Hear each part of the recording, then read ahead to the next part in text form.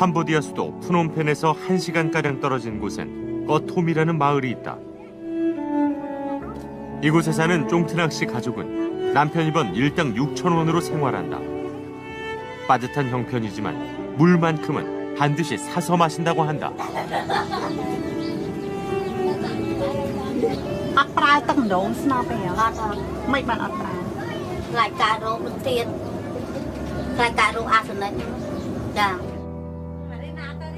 구 년 전 비소 중독증으로 마을은 흉흉해지기 시작했다. 원인은 다름 아닌 물 때문이다. 한 NGO 단체가 기증한 마을의 공동 우물. 이젠 아무도 이 우물을 찾지 않는다. 이 우물에서 다량의 비소가 검출된 것.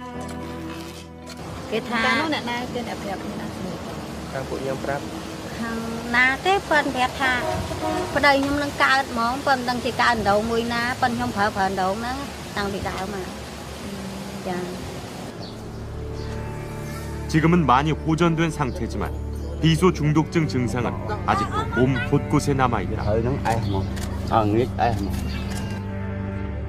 피부암으로 발전하기 전에 원인을 알아낸 게 불행 중 다행이었다.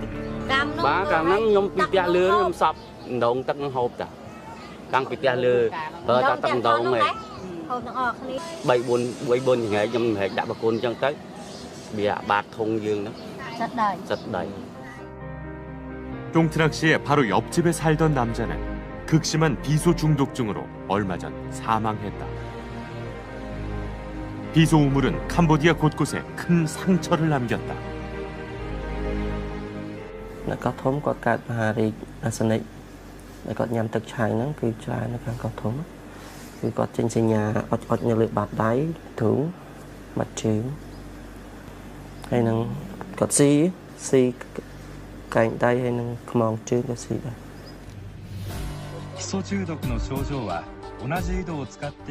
NGO가 기증한 우물이 오히려 독이 된 일은 처음이 아니었다.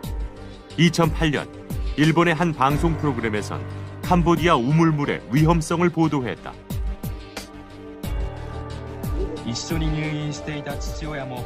일본이 기부한 우물에서 독극물인 비소가 검출됐고 그로 인해 피해자가 발생하면서 논란이 일었던 것. 파이프가 들어가고 아마 우물이 우리나라도 2006년 이후 캄보디아를 비롯한 제3세계에서 우물 봉사 활동을 시작해 신선한 관심을 보였다.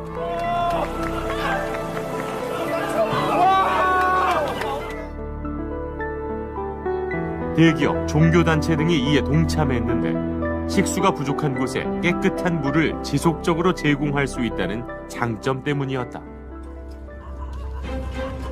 그렇다면 한국인들이 기증한 우물은 안전한 걸까? PD수첩 제작진이 직접 캄보디아 현지를 찾았다. 무작위의 우물물을 채취해 비소 검출 여부를 확인해보기로 했다. 넣었다. 과연 그 결과는 어떨까? 캄보디아인들을 위해 선의로 기증한 우물의 현지 실태와 그 위험성 여부를 공개한다.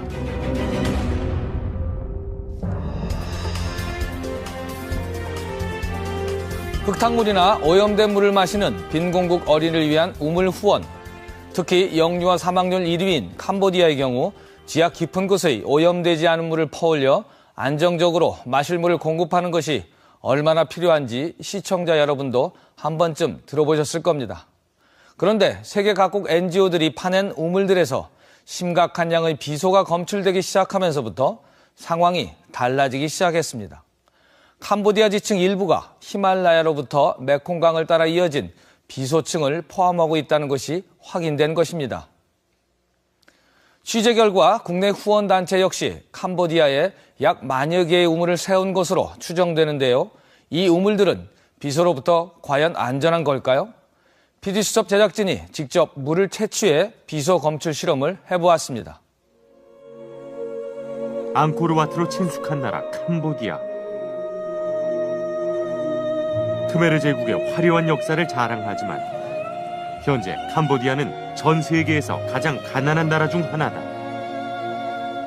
때문에 우리나라를 비롯 국제사회의 원조를 받고 있다. 특히 식수 오염에 의한 영유아 사망률이 높아 수질 개선을 위한 사업이 집중적으로 이루어지고 있다. 캄보디아에 진출한 한국 NGO 및 구호단체는 60여 개. 이 중 우물 사업을 하는 곳은 약 15개에 이르며 한국 단체가 지은 우물만 만여 개가 넘는 것으로 추산된다. 이들은 우물을 기증하고 싶은 개인들에게 현지 상황을 어떻게 설명하고 있을까? 이런 사람들은 물이 없으니까 우기 때는 빗물이 있으니까 빗물을 받아서 먹고 건기 때는 문제예요.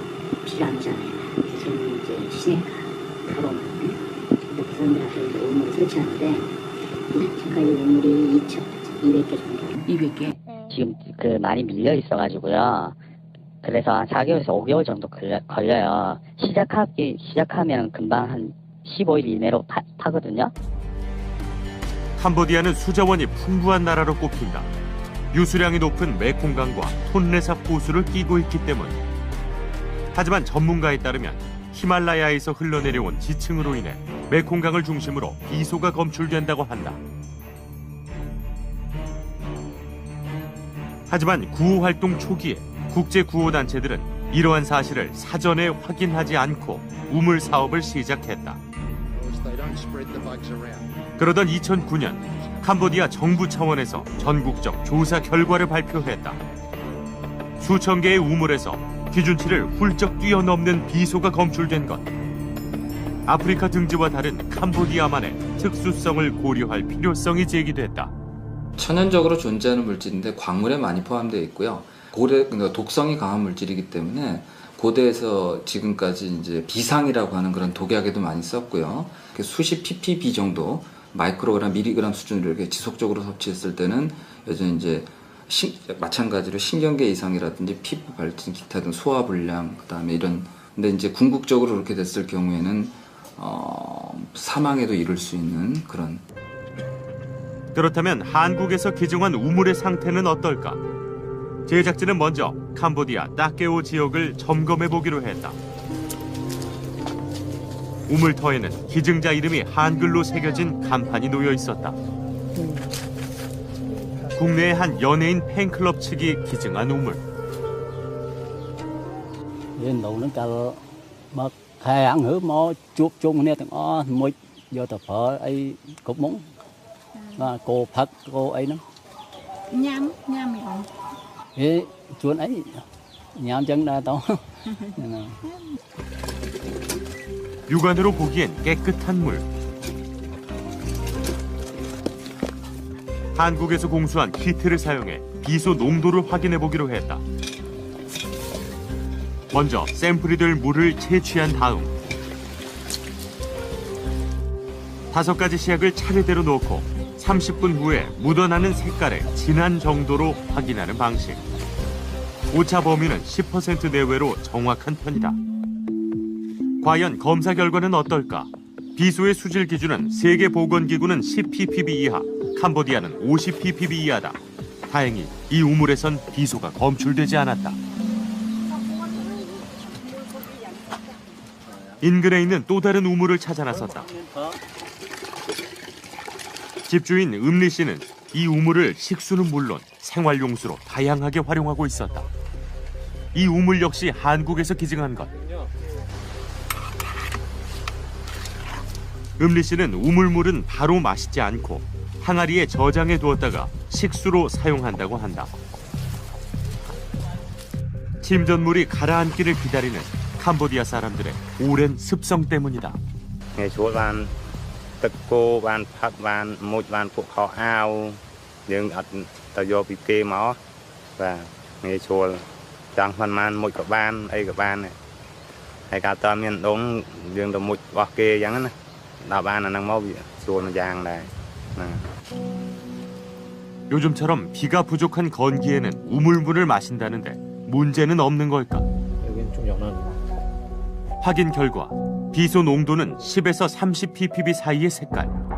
캄보디아 비소 기준인 50ppb보다는 아래지만 비소는 나오고 있었다. và chư tam xóm ta là men mò hộp tận năng này chư được biết mà chư ba đặt sai ấy Bây cặp bè chẳng hay vào tam quẹt tam ấy ta bị muốn chỉ năng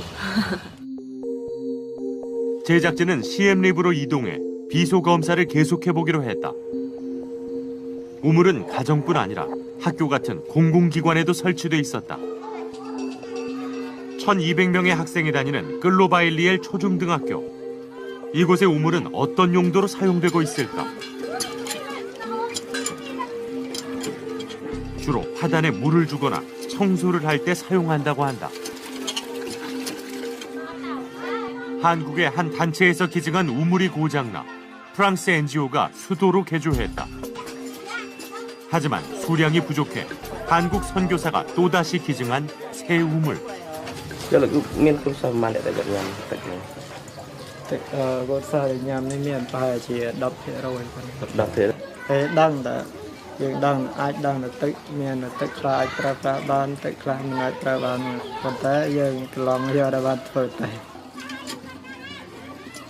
약 120명의 아이들이 식수로 사용하는 우물에 시선이 쏠렸다. 그런데 넣었다. 색깔이 갈색에 가깝게 70에서 300 ppb 사이 농도로 표시됐다. 캄보디아 식수 비소 기준인 50 ppb보다 높은 수치. 캄보디아 학교들에선 간이 정수기를 비치해 비소를 걸러내려 하지만 전문가에 따르면 이는 잘못된 상식이라고 한다. 대개 정수기도 적정 기술이나 좀 간단한 기술들이 많이 있는데 그것들이 이제 좀 처리해야 될 게 단순히 탁도 정도면은 그런 간이 정수기나 이런 것들이 효과가 큽니다.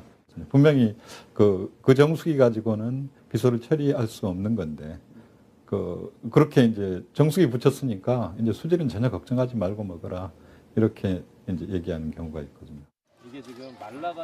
우물을 기증한 선교사와 학교 측에 비소 농도 측정 결과를 알렸다. 제가 8년 전에 저 아는 지인이 한국에서 오셔서 다른 데 지역에 이렇게 검사를 해주셨었어요. 근데 그때는 식용으로 먹어도 된다라고 얘기를 해서 실은 제가 지금 마음이 되게 아프고요. 그동안에 물은 줬지만 아이들을 정말 얘네들에게 정말 건강을 또 해칠 수 있는 물을 그동안에 아이들이 먹었다는 거에 대해서 제가 지금 굉장히 당황스럽고. 학교 관계자는 학생들이 우물물을 먹지 않도록 하겠다고 전해왔다. 앙코르왓 인근의 또 다른 우물은 어떨까? 마을 주민들이 공용으로 사용하고 있는 우물물을 채수해 동일한 방법의 검사를 해봤다. 물을 마실 때마다 깨림칙했다는 한 주민. 그때 양말 된다고.វាអត់ល្អវារឿងធំក្លិន 좀 그런.ចា Just you say that the smelling little bit. 냄새가 좀 나서 ហូបតែវារឿងភ្លាវភ្លាវ No, but 좀 내가 몇 클랜은 냠냠ទៀត ចុះបើអត់មានទឹកណាញ៉ាំហ្មង She said that no water. 역시 측정 결과 10에서 30 ppb 사이의 비소 농도를 보였다. 한 이쯤 되는 것 같은데. 취재 결과 한국인이 기증한 우물 7개 중 2개에서 캄보디아 식수 기준치 이상의 비소 농도가 측정됐다.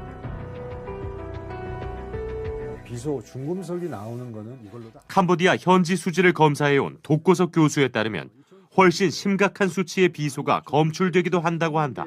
캄보디아 같은 경우 칸달주가 제일 높은 비소가 나온다고 가서 저희가 분석을 했더니 약 339 ppb 정도의 비소가 나왔어요.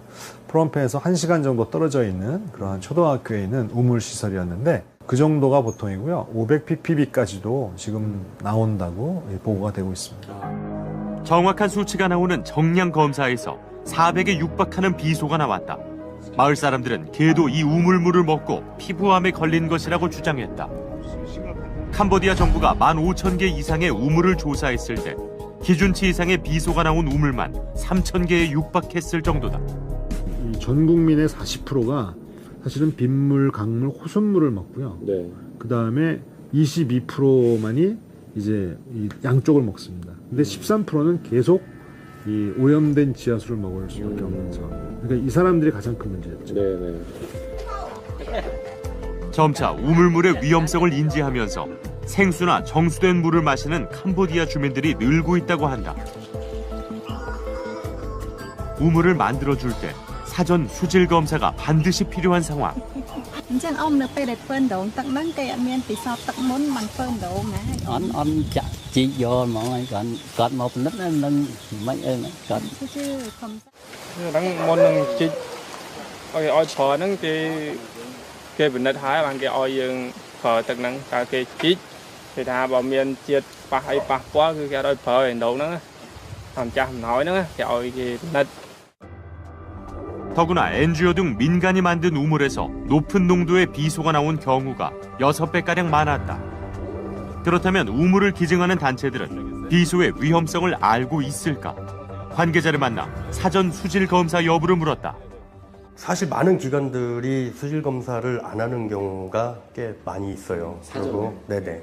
그래서 수질 검사를 하기 위해서 여기서 푸놈펜까지 물을 보내고, 예, 그래야 되니까 이제 사실상 하기가 좀 어려운 여건이 있었죠. 국내 한 대기업과 함께 캄보디아의 대규모 우물 기증 사업을 진행해온 한 NGO 단체. 지금까지는 모든 우물의 수질 검사를 하는 것이 쉽지 않았다고 했다. 저희도 2,000개 넘게 파는데 저희도 사실은 샘플링해서 전체를 다 하지 못합니다. 워낙 비싸요. 네. 수질 검사 비용이. 그렇죠. 지금 저희가 지금 이 수질 검사 받으려고 현지 업체에 견적을 받아보는데 140불이 나와요. 한 개당? 예. 그러면은 우물 배보다 배꼽이 더 크는 상황이 넘어가죠. 여태까지는 예, 요번에 이제 전수 검사를 시작하는 거죠. 근데 이제 비소 부분은 저희가 비소 지도가 있는 거 아시잖아요. 그거는 캄보디아 정부에서 나온 비소 그 지역은 저희가 우물을 시도를 다 안 해요. 또 다른 단체는 어떨까? 식용수는 정수기를 써서 비소를 걸러내고 있지만 기증한 우물은 식수가 아닌 생활용수라는 것을 강조해 왔다는 입장. 먹을 때 비소는 위험하고 좀 그렇죠? 안 좋죠. 좋진 않아요. 근데 우물이 먹는 물이 아니라는 거예요. 생활용수라는 겁니다. 그러니까 그 방법으로 그 관점으로 접근해야지 이거를 마셨을 때 어떡하나라고 하는 그런 어떤 가능성을 두고 접근하면 곤란합니다. 캄보디아에는 이러한 속담이 있다고 합니다. 우물물을 먹으면 지옥을 가고 하늘에서 내린 빗물을 먹으면 천국을 간다. 실제 사람들이 그렇게 믿는다기보다는 지하수보다 빗물이 더 안전하다는 교육을 위해 만들어진 말이라고 합니다. 전국의 우물 개수나 비소 검출 여부에 대한 정확한 통계를 캄보디아 정부조차 갖고 있지 못한 상황에서 나온 궁여지책일 것입니다. 제작진이 만난 한 전문가에 따르면 간단한 수준의 정수시설만 있어도 흙탕물 같은 강물이나 빗물 등의 지표수가 비소의 위험성을 가진 지하수보다 더 안전할 수 있다고 합니다. 그런데도 국내에서는 여전히 우물 파기가 큰 지원 영역으로 자리하고 있고 우물 후원이 끊이지 않는 이유는 무엇일까요? 선의 기증이 아니라 일종의 사업으로 변질된 캄보디아 우물의 한 단면을 짚어보았습니다.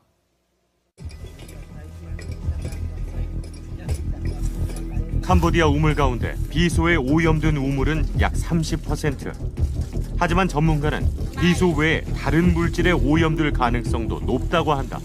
천칭수는 지하에서 수십 미터 정도에 있는 얕은 우물이죠. 이런 것 같은 경우는 거의 지표수가 흘러들어가기 때문에 오염도 많이 돼 있고 거의 병원성 대장균도 많고요. 먹기에는 좀 부적절합니다. 전문가들은 오염된 지층의 영향을 피하려면 50m 이상의 깊이로 우물을 팔 것을 권한다. 우물을 깊게 팔 수 있는 전문 시추 장비를 보유한 설치업자를 만났다. Đôn muối phải chùm này phải ổn mà. Muối 1,800. 1,800. Chả sạp đặt 3 son. Mà dưới mà từng ổn không? Mà bây giờ. 장비를 쓸 경우 설치에 드는 비용만 200만 원 이상. 그렇다면 우물 후원에 드는 비용은 과연 얼마일까? 네, 저희가 보통 700불에서 1,500불 사이예요. 얼마나 드나요? 비용이 이런 게? 50만 원. 선생님 150만 원 하는 데도 있고. 네. 그 장계예요. 그거는 진짜 솔직히 말씀드려요. 다양한 단체가 우물 설치 비용을 후원받고 있었지만 그 비용은 제각각 많게는 100만 원 넘게 차이 나기도 했다. 과연 그 이유는 뭘까? 캄보디아에서 우물 설치를 담당한 적이 있다는 이수민 씨를 만났다. 하루 만에 할 수 있어요. 그리고 우물은 4명 정도만, 아저씨 4명만 부르면 만들 수 있어요. 이거는 학교를 만들려고 해도 한 달 정도는 벽돌 쌓아야 되잖아요. 그렇지만 하루 안에 할 수 있고 단가가 제일 싸요. 우물은 아저씨 4명 일당 해봤자 한 뭐 많이 잡았자 한 4불? 그럼 아저씨 20불. 이 씨는 마음만 먹으면 누구나 낮은 가격으로도 손쉽게 우물을 만들 수 있다고 주장했다. 그러다 보니 우물 후원이 돈벌이 수단처럼 변질될 수 있다는 것. 그녀의 말은 사실일까? 제작진은 캄보디아 현지를 수소문해 우물 후원을 해왔다는 선교사 윤지선 씨를 만날 수 있었다. 많이 하면 여기서 돈이 많이 되나요? 당연히 많이 되죠. 인건비가 여기 싸잖아요. 굉장히 싸. 그러면 그거 싸게 주고 나머지 자기가 다 챙기는 거죠. 그러니까 계속 받는 거죠. 우물 파주는데 한 180불, 200불 조금 안 들어요. 지금 말씀하신 거는 28m짜리 우물 말씀하시는 예. 거죠? 예. 근데 28m 우물도요 다 가격이 달라요. 근데 여기서 현지인한테 받는 가격은 거의 똑같습니다. 약 20만 원 정도면 우물 한 개를 만들 수 있다는 것. CM립에 한 우물 설비업자를 찾았다. 네. 10m짜리 파이프를 연결해 손으로 땅을 판다는 우물 설비업자. 한국 NGO나 선교단체가 주 고객층이라는 그는 비싼 기계 없이도 얼마든지 우물을 만들 수 있다고 자랑했다. 무야 thì 150 là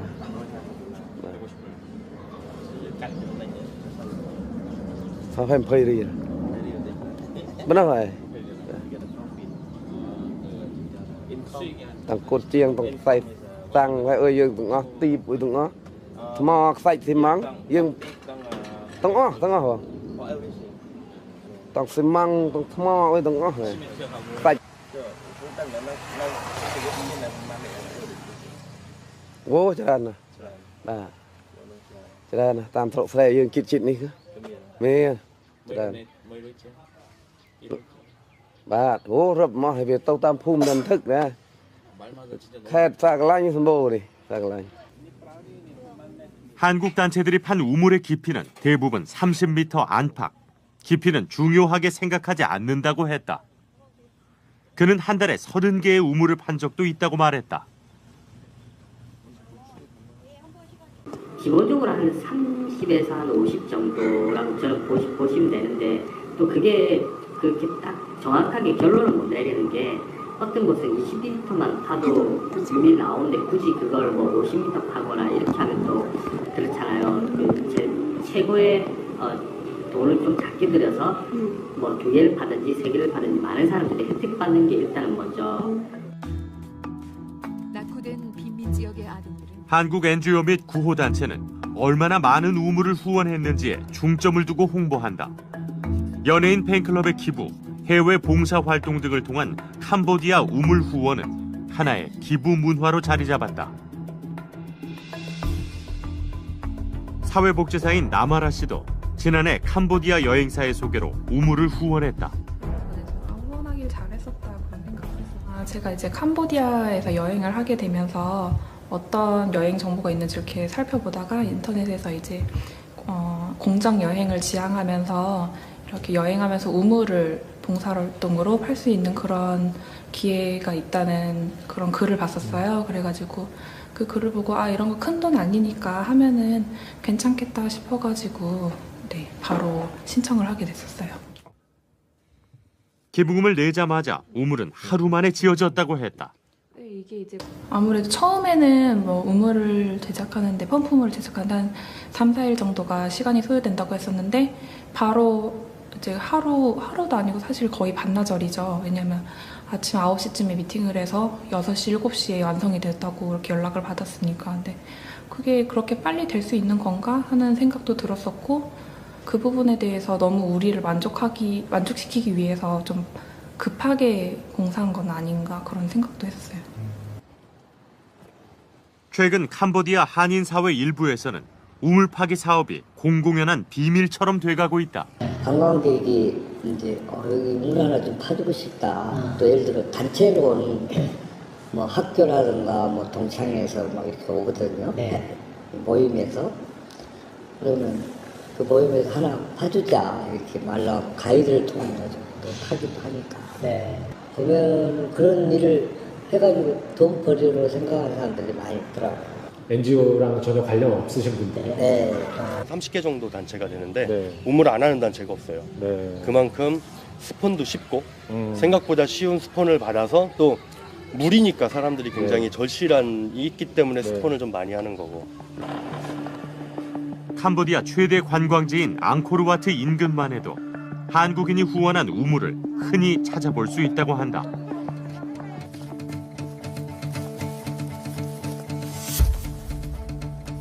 실제로 제작진은 이곳에서 나마라 씨가 기증한 우물을 발견할 수 있었다. 하지만 지난해 7월에 기증한 나마라 씨의 우물은 방치돼 버려진 상태.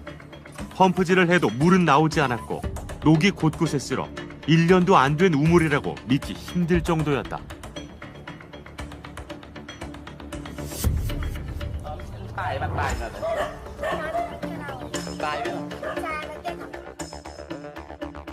이곳에 우물을 파도 될까 싶을 정도로 주변 환경은 비위생적이었다. 간판을 확인한 결과 특히 한 현지 여행사를 통해 만들어진 우물. 아이들은 이 우물물을 식수로도 쓴다고 했다.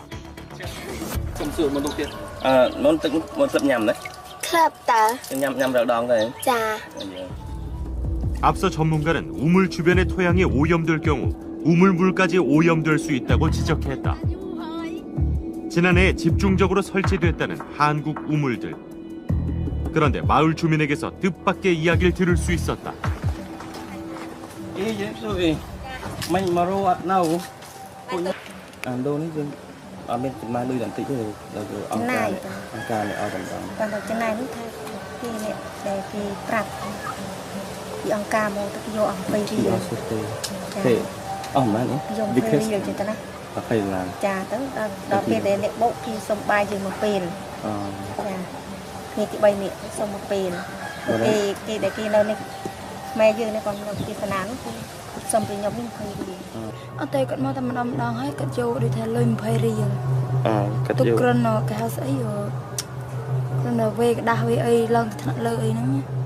sau đó thì mua mía cắt này đỡ hay cắt này prap này thường đồng được pe cắt vô cắt này vô lôi đến tối cắt vô oi kịp to thì 커미션.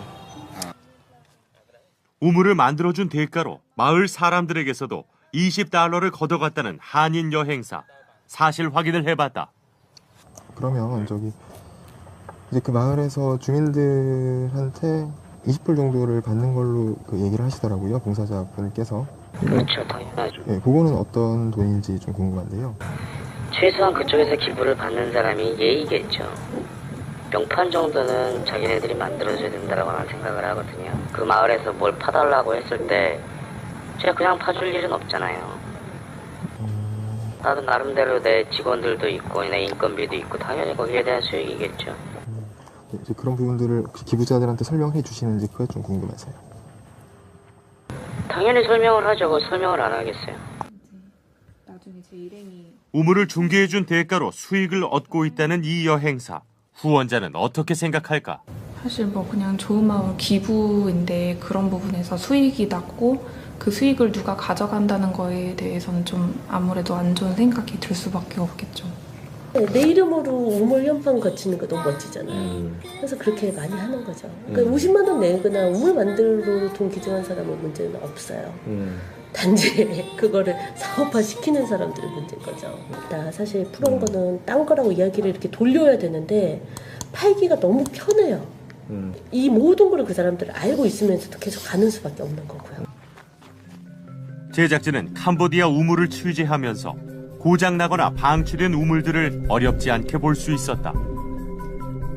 한국에서 기증한 우물에 문제가 생겨 사용되지 않는 이 우물들은 과연 어떻게 관리되고 있을까? Vì khôi ăn rồi hơi nhom phật mình nhom đo nhom mưa tới nhom phở hơi phật mình nhom đâu vô ai dương đập bờ chứ nè mà bờ tới nhom vô phai nên khó miền tật màu này vì lịch tật vu lịch nè nhom thảo mau bị kẹp pin vì tập tật mà bắt cho là dương đâu đập stop với những cái cờ này nhom đô mà sao chết sập là cái pin này đồ nó về học viên là đặt đồ rồi mà sao nhưng sọc bàn vềประมาณ tăng pin được nó độ ở chặt sập nó nhưng sọc bàn về nhá này nó bị phải về khôi tì rồi. 캄보디아 정부를 찾아 한국 및 국제 사회에서 기증한 우물들을 어떻게 관리하고 있는지 물었다. Around how many the ground were inside the Siem Reap province?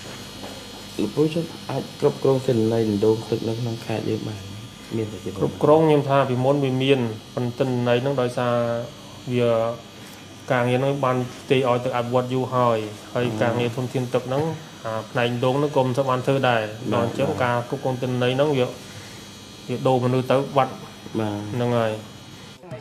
일부 한국 단체들은 자신들이 세운 우물들을 정기적으로 관리하고 있다고 말한다. 3년 전 한국 단체가 방문해 점검을 했다는 한 우물. 그런데 이 우물의 모습은 상당히 열악했다. 알고 보니 펌프 부분이 고장나 마을 주민들은 막대기를 달아 사용하고 있었다. Khôi vui không? Vui. Thay vì man làm 7 năm tiền. Koreaជួយមកចាំបានហ្នឹងក៏ឧបត្ថម្ភមិនបាច់ឆ្នាំណា năm cái quân quân 후원 단체명이 적힌 간판을 보관하고 있다는 마을 이장. 후원 단체는 3년 전에 방문해 우물은 수리해주지 않고 간판만 교체하고 갔다고 한다. 과연 이장의 말대로 한국 단체가 후원한 우물이 맞을까?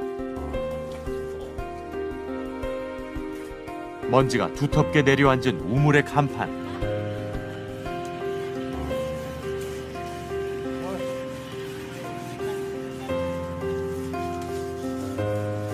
결국 후원단체가 점검한 것은 우물이 아닌 자신들의 명칭이 들어간 간판이었다.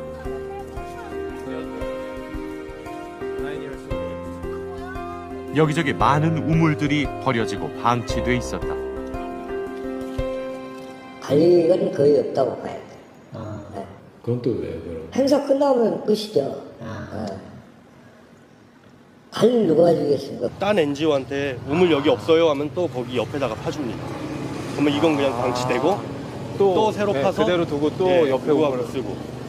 그래서 저희도 우물을 초창기 때 쭉 해놓고 1년 지나고 나서 쭉 모니터링을 해보니까 80% 정도가 고장이 난 상태로 방치가 되더라고요. 캄보디아 주민들의 보다 건강한 삶을 위해 시작된 우물 후원 사업. 한국에서 우물 후원을 시작한 건 2004년부터다. 그동안 안정성보다 사업 성과를 우선시해온 건 아닌지 재점검해야 할 때라고 전문가들은 지적한다. 우물이 애초에 식수 사업으로 시작된 만큼 수질 개선에 보다 초점을 맞춰야 한다는 것. 근데 지금까지 이미 넘쳐요. 파줄 데가 없어가지고 난리예요. 그때 푸놈판도 마찬가지. 이미 너무 많이 파졌어요. 이제는 수질 관리로 가자는 거죠. 어떤 일이든 간에 특히 식수 사업은 직접적으로 이렇게 사람이 마시는 물이고 그게 직접 건강에 큰 영향을 미치잖아요. 그러니까 겉으로 보기엔 쉬워 보여도 아주 좀 이렇게 세심하게 접근을 해야 되거든요. 조심해야 되고. 수인성 질병 같은 게 대부분 물 때문에 우물이나 이런 것 때문에 많이 생기니까 그런 거를 잘 고려를 해야 되는데 그런 전문적인 도움이랄까 이런 거 없이 하는 게 좀 문제라고 할 수 있죠. 캄보디아 수질 개선 사업은 민간에서뿐 아니라 정부 차원에서도 이루어졌다. ODA, 즉 개발도상국을 대상으로 하는 공적 자금 원조를 제공하는 기관인 코이카는 캄보디아에서만 연간 약 2천만 달러를 지원하고 있다.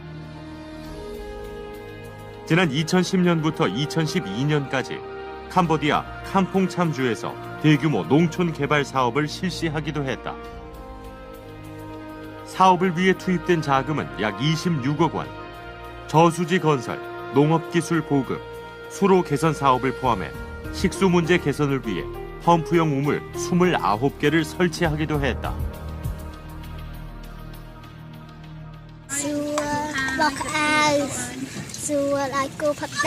시민분들과 함께. 그런데 2015년 사업 성과를 보기 위해 현장을 답사한 한 시민단체는 황당한 이야기를 들었다.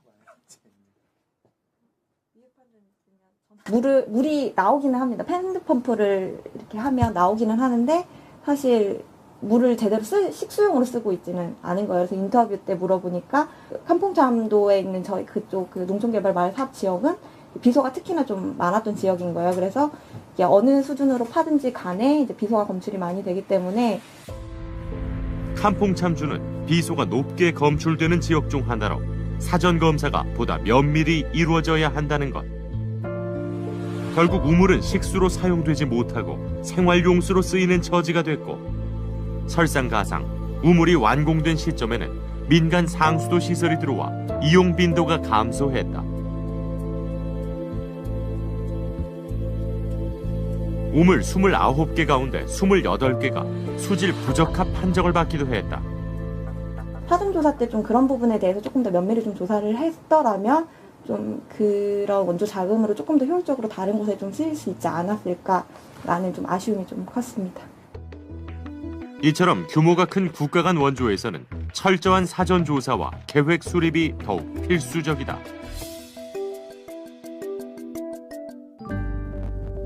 캄보디아 ODA 사업 중 하나인 시엠립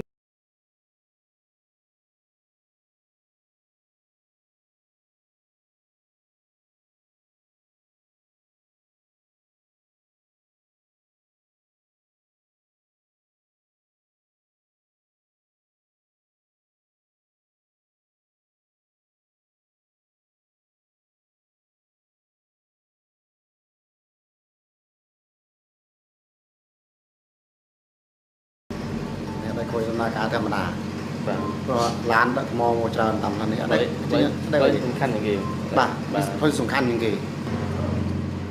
도로 상태 유지를 위해 핵심적인 장비다.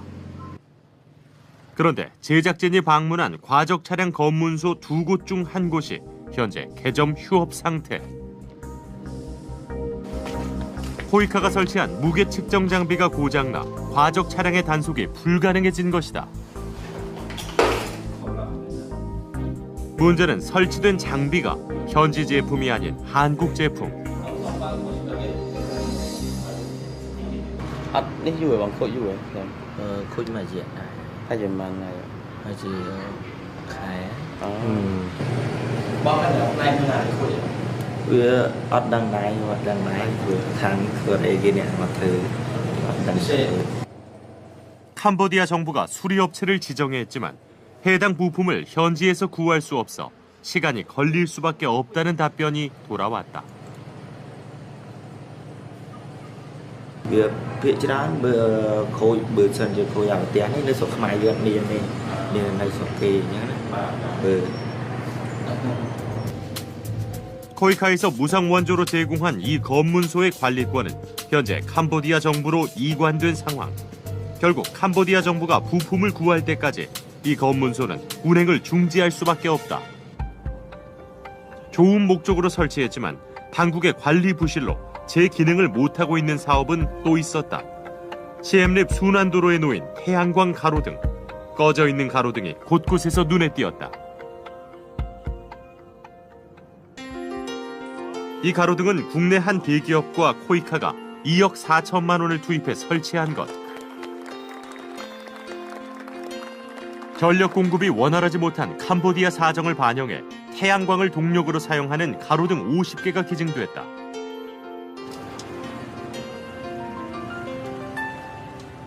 하지만 밤이 돼도 불은 켜지지 않았다. 제작진이 직접 눈으로 확인한 결과 절반가량의 가로등이 고장난 상태였다.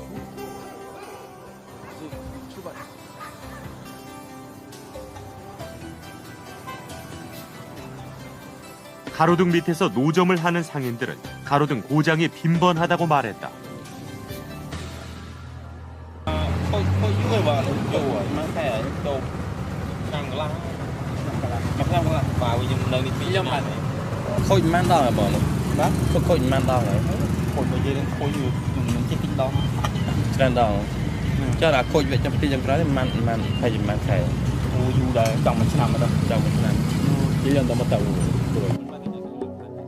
관리 주체인 캄보디아 문화재청이 소홀히 대응하다 보니 결국 무상 원조를 한 대기업 측이 현재 수리를 진행 중이라고 밝혀왔다. 이제 유적관리청에 수리 요청을 했는데 그게 즉각적으로 이루어지지 않았었고 그 시간이 계속 지체되는 걸 파악하고 저희가 자체적으로 이제 그 유지보수 지원 계획을 세워가지고 그 현지에서 그 기술 지원이 가능한 업체를 선정해서 1월 중순경에 그 부품이 현지에 도착이 되었었고 그 이후 2월 초에 그 현지 업체와 그 수리 일정을 잡아서 그 진행을 하도록 계획되어 있었습니다. 네. 공적 개발 원조 사업이 보다 효과적으로 이루어지기 위한 방안은 과연 무엇일까? 대부분의 유지보수 관리라든지 운영비를 부담한다든지 그거는 수원국 측 부담 사항입니다. 그리고 사업이 종료된 이후에는 수원국 정부에 이관을 해서 수원국 정부의 시스템 안에서 자체적으로 운영하는 게 공적 개발 원조의 관리입니다. 그렇기 때문에 이제 사업 관리라든지 유지보수 관리의 책임은 1차적으로 수원국 정부에 있는 거고요. 그걸 먹지 말라 그래도. 하지만 전문가들은 보다 장기적인 시각에서 원조 사업을 진행해야 한다고 주장한다. 우물물을 사실은 그걸 유지관리할 수 있는 현지 인력들이 있었다면 지금같이 문제가 심각하지 않습니다. 근데 그것들을 우리는 간과하고 있으니까 잘 쓰겠지. 예, 잘 쓰기를 바라는 마음으로 그냥 우리는 이제 빠진 건데 그것들을 유지관리가 안 되죠. 이전에 프로젝트 중심의 발주 방식에서 프로그램 중심의 발주 방식으로 바뀌어야 됩니다. 프로그램 중심이라고 하는 것은 그 건물을 지어주고 빠지는 예전의 프로젝트 방식이 아니라 건물을 져주고 거기에 소프트웨어가 들어갈 수 있도록 그 나라의 교육기관과 연계해서 그 나라의 기술과 더불어서 그것을 유지관리 시켜줄 수 있는 인력들을 양성해주는 사업들이 같이 진행이 되지 않으면 결국은 그 사람이 빠져버리면은 그 유지관리를 할 수가 없습니다. 결국은 그것은 어떻게 보면 애물단지로 남는 거죠. 한국은 원조를 받던 나라에서 원조를 주는 나라로 빠르게 성장했다.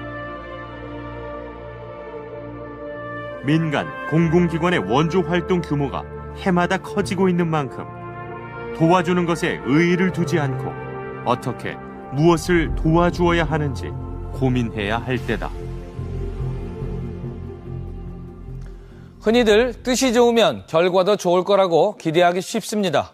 하지만 PD수첩이 캄보디아에서 목격한 사실은 뜻이 좋다고만 해서 결과까지 모두 좋을 수는 없다는 것입니다. 우물이건 그 외 각종 지원 사업이건 이제는 단순히 물자나 시설을 제공하는 방식에 대한 인식의 전환이 절실한 시점입니다. 캄보디아인들 스스로 시설을 직접 관리하고 지속 가능하게 활용할 수 있는 노하우를 가르치는 일이 동반되지 않으면 적지 않은 비용의 투자도 오래지 않아 무용지물이 될 수 있음을 목격했기 때문입니다. 제작진이 만난 캄보디아 주민들은 다방면에 걸친 한국의 지원에 대해 진심으로 고마움을 표시했습니다. 우물물을 비록 식수로 사용하지 못한다 해도 생활용수로라도 쓸 수 있어 충분히 요긴하다고 했습니다. 우물 건립을 그저 돈벌이 수단으로 생각하는 소수 개인과 업체들 때문에 정작 필요한 온정의 손길까지 끊어지는 일이 없기를 바라겠습니다. 늦은 밤까지 시청해 주셔서 감사합니다. PD수첩 오늘 여기서 마치겠습니다.